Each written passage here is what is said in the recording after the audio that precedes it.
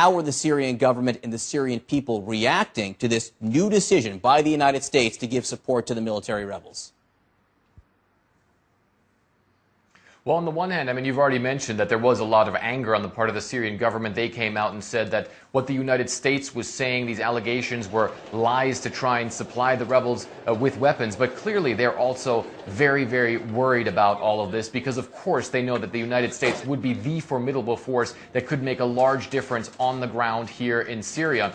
One of the interesting things that I did today is I walked around Damascus and I spoke to people there who support the government, and a lot of them really were in this mode of disbelief. They said they never believed that their government would ever use chemical weapons. They believed that this was all fabricated, that this was all done by the opposition if anyone used chemical weapons. And then there was that mode of defiance where people were saying, well, if America wants to come here, if America wants to help the rebels, let them do that. We are ready to fight against America. But of course, in everything that people here say, you do hear that worry and that concern that if America were in fact to play a larger role in this conflict, it would mean a lot of trouble for the Assad regime. The White House has made fairly clear, Fred, that they're not talking about a no-fly zone. They don't think that's on the table. They're not ruling it out, but it's not something they're actively seeking right now. Mostly seems like they're talking about small weapons. Is there a sense there on the ground that these types of small weapons could turn the tide on behalf of the rebels?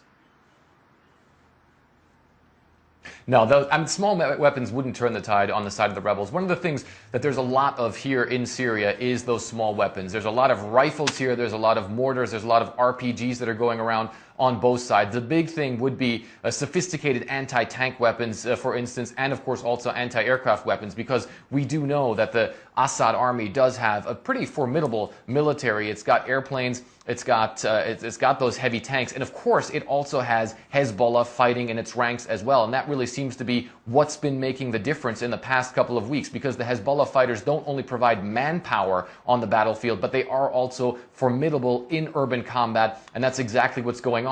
And the other interesting thing that I've seen, John, because I've been going around Damascus to the front lines here in the city, because there are some districts here that are held by the rebels, and the Syrian military was very, very confident that they now have the upper hand. I've never seen them speak so openly to Western journalists as they did with me in the past couple of days. We'll see where that goes now with this whole new equation, but the past couple of days, they've been very confident. Certainly, America entering the scene would deal a very large blow to that.